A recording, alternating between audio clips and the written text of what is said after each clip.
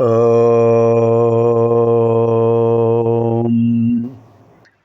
శ్రీ గురుభ్యో నమః. ఓం ఐం హ్రీం శ్రీం శ్రీమాత్రే నమః. ఓం ఐం హ్రీం శ్రీం శ్రీమాత్రే నమః. ఓం ఐం హ్రీం శ్రీం శ్రీమాత్రే నమః. నమో దేవ్యై మహాదేవ్యై శివాయై సతతం నమః. నమః ప్రకృత్యై భద్రాయై నియతాః ప్రణతాస్మతాం. అర్చనకాలే రూపగత సంస్తుతికాలే శబ్దగత.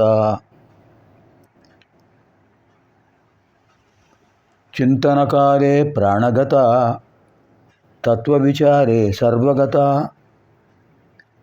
వాసిష్ఠ గణపతి ముని మనకు అనుగ్రహించినటువంటి అద్భుతమైన శ్లోకం. శృతి స్మృతి పురాణానాం ఆలయం కరుణాలయం నమామి భగవత్పాదం శంకరం లోకశంకరం. శంకర భగవత్పాద వారు త్రిశతి స్తోత్రానికి భాష్యం రాశారు. ఆ భాష్యాన్ని అనుసరించి మనం అధ్యయనం చేద్దాం. ఇవాళ సూతుల వారు చెప్పిన సమాధానం ఇద్దాం. నిన్నటి శ్లోకాల్లో పూర్వపీఠికలో ఉన్న 4 శ్లోకాల్లోనూ అగస్త్యుల వారు ఏమడిగారు? స్వామి దయాసింధో హయగ్రీవ భక్తవత్సల, మీరు అన్నీ చెప్పారు, స్తోత్రాలు, అమ్మవారి గురించిన స్తోత్రాలు అన్నీ చెప్పారు. విశేషమైన స్తోత్రాలు, దుర్గా స్తోత్రాలు, లక్ష్మీ స్తోత్రాలు, సరస్వతి స్తోత్రాలు, అనేక స్తోత్రాలు చెప్పారు. రహస్యనామ సాహసం కూడా చెప్పారు. ఇంకా వినవలసిందేమీ లేదు అని నేను అనుకున్నాను. అయినప్పటికీ నా మనసులో సంతృప్తి లేదు. ఏదో ఒక లోపం ఉన్నదా అనిపిస్తోంది, ఏదో ఒక లోటు కనిపిస్తోంది. అది నేను విచారిస్తున్నాను స్వామి, దీనికి కారణం ఏమిటో చెప్పండి.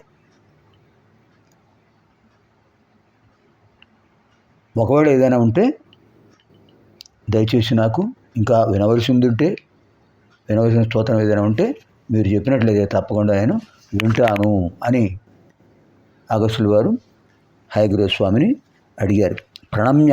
ప్రణమ్య తం అని నమస్కారం చేసి అడిగారు. గురువును గౌరవించడం కర్తవ్యం, ధర్మం. గుశబ్దస్త్వంధకారస్య దుశబ్దస్తం నిరోధక అంధకార నిరోధత్వాత్ గురురీత్యభిధీయతే. అజ్ఞానమనే చీకటి నుంచి జ్ఞానమనే వెలుగులోకి తీసుకువెళ్ళేవాడే గురువు. భగవంతుడు ఎక్కడ ఉన్నాడు, ఆయన్ని ఎలా ఆరాధించాలి, ఎలా దర్శించాలి, మోక్ష మార్గం ఏమిటి చెప్పేవాడు గురువు. అంటే గురువు లేనిదే ఏది సాధ్యం కాదు. హయగ్రీవ స్వామి వారు అద్భుతమైన గురుస్థానం పొందారు. కారణం చెప్పుకున్నాం కదా, ఆయన జ్ఞానానందమయ స్వరూపుడు, స్ఫటికాకృతుడు, విద్యలకు నిధి, మంత్ర విద్యలకు. అంచేత ఆయనతో చెప్పారు అగస్త్యుల వారు. ఇప్పుడు తర్వాత ప్రకరణంలో మనం సూతుల వారి వ్యాఖ్యానం ఉంటున్నాం. ఎందుకు సూతుల వారి ప్రసక్తి వచ్చిందండి? ఎవరి సూతుల వారు? వ్యాసుల వారికి చాలామంది శిష్యులు ఉన్నారు. ప్రధాన శిష్యులు 4: పైరుడు, వైశంపాయనుడు, జైమిని, సుమంతుడు. 4 వేదాలు ప్రచారం చేశారు. ప్రత్యేకంగా సూతుల వారికి పురాణాలు చెప్పారు ఆయన. సూతుల వారు కూడా వ్యాస మహర్షి యొక్క ప్రియ శిష్యుడు. అష్టాదశ పురాణాలు కూడా సూతుల వారికి చెప్పారు. చెప్పిన తర్వాత ఆయన ఏమన్నారు?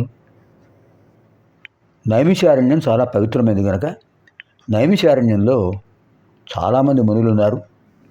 ఆ మునులందరికీ నాయకుడు, అగ్రేసరుడు ఒక ఆయన ఉన్నాడు. ఆయన పేరు శౌనకముని. ఆ శౌనకాది మహామునులు 88,000 మంది ఉన్నారట. 88,000 మంది నైమిషారణ్యంలో ఉంటున్నారు. మరి అది సరిపోయిందా? ఆ అరణ్యంలో అంతమంది ఋషులు ఎలా ఉండగలుగుతున్నారు అంటే, వాళ్ళు తేజోరూపులు, అదృశ్యంగా ఉంటారు, పాంచభౌతిక శరీరాలతో లేరు వాళ్ళు. అక్కడ ఎప్పుడూ పురాణ ప్రయోజనం జరుగుతూనే ఉంటుంది. చెప్పేవారు సూతుల వారు, వినేవారు శౌనకాది మహామునులు. స్కాంద పురాణ అంతర్గత రేవాఖండంలో సత్యనారాయణ స్వామి వ్రతం ఉంది. సూతవు వాచ అక్కడ ఉంటుంది. అధ్యాత్మ రామాయణంలో అధ్యాత్మ రామాయణం బ్రహ్మాండ పురాణంలో అక్కడ కూడా పార్వతీదేవికి పరమేశ్వరుడు చెప్పినటువంటి రామకథను సూతుల వారు శౌనకాది మహామునులకు చెప్పారు. ఇక ప్రతి చోట సూతవు వాచ అని వస్తుంటుంది. ఇక్కడ కూడా ఇది బ్రహ్మాండ పురాణ అంతర్గతం కదా. అదే సూతుల వారు చెప్తున్నారు ఎవరికి? శౌనకాది మహామునులకు. అగస్త్యుల వారు హయగ్రీవ స్వామి వారిని అడిగిన ప్రశ్నలు, తర్వాత ఆయన చెప్పబోయే సమాధానాలు అన్నీ కూడా సూతుల వారు ప్రత్యేకంగా శౌనకాది మహామునులకు చెప్తున్నారు. ఆ విషయాలు మనం వింటున్నాం. సూతవు వాచ, అలా ఆయన అడిగిన తర్వాత ఏం జరిగింది అదే చెప్తున్నారు. సమాలలంబే తత్పాదయుగళం కలశోద్భవ. పూర్వపటికలో 5వ శ్లోకం. సూతవు వాచ, సూతుల వారు చెప్తున్నారు. సమాలలంబే తత్పాదయుగళం కలశోద్భవ హయాననో భీతభీత కిమిదం కిమిదంత్వితి. హయాననో భీతభీత కిమిదం కిమిదంత్వితి. ఎప్పుడైనా సరే ఒక సంస్కృత శ్లోకం కానీ తెలుగు పద్యం కానీ మనం సమగ్రంగా అవగాహన చేసుకోవాలంటే ముందు పదవిభాగం చేయాలి, అన్వయక్రమం చెప్పుకోవాలి, అర్థం చెప్పుకోవాలి, తాత్పర్యం చెప్పుకోవాలి, విశేషార్థాలు చెప్పుకోవాలి. ఇప్పుడు ఈ శ్లోకంలో సమారలంబే తత్పాదయుగడం కలశోద్భవ హయానన భీతభీత కిం ఇదం తు ఇతి. ఇప్పుడు అర్థం ప్రతిభాగం అయిపోయింది కదా. అన్వయక్రమం ఎలా వస్తుంది? కలశోద్భవ తత్పాదయుగళం సమారలంబే. కలశోద్భవ తత్పాదయుగళం సమారలంబే హయానన భీతభీత కిమిదంత్వితి. కిమిదంత్వితి. ఇప్పుడు అర్థం వినండి. కలశోద్భవ, ఎవరు కలశోద్భవుడు? అగస్త్యుల వారు. మనలాగా మాతృగర్భం నుంచి వచ్చిన వారు కాదు ఆయన. అద్భుతమైన కలశంలో మహత్తరమైన దేవతల తేజస్సు ఆ రూపంలో వచ్చింది. అగస్త్యుల వారంటే అటువంటి మహానుభావులు. కలశోద్భవ, కలశే ఉదభవత్. కలశే ఉదభవత్, కలశంలో ఉద్భవించాడు. అతః సహ కలశోద్భవ. కలశోద్భవ అగస్త్యుడు. తత్పాదయుగళం, ఆయన యొక్క పాదపద్మములను, పాదముల జంటను, యుగడం అంటే జంట, పాదముల జంటను సమారలంబే పట్టుకున్నాడు. గురువుగారి పాదాలు పట్టుకుంటారు కదా సహజంగా. కారణం ఆయన కటాక్షం కావాలి, గురు కటాక్షం కావాలి. గురు కటాక్షం లభిస్తే అన్ని సందేహాలు తొలగిపోతాయి. సందేహం ఉంటే జ్ఞానప్రాప్తి కలగదు. సంశయాత్మా వినశ్యతి అని చెప్పారు గీతలో.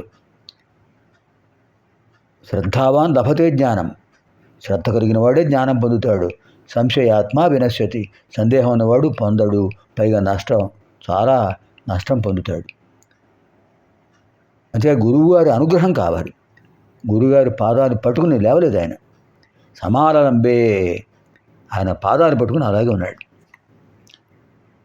హయానన భీతభీత. హయగురుస్వామి వారు భయపడ్డారు. ఏమిటి ఇలా నా పాదాలు పట్టుకున్నాడు లేవడు? ఎంతసేపు అయింది? చాలాసేపు అయింది.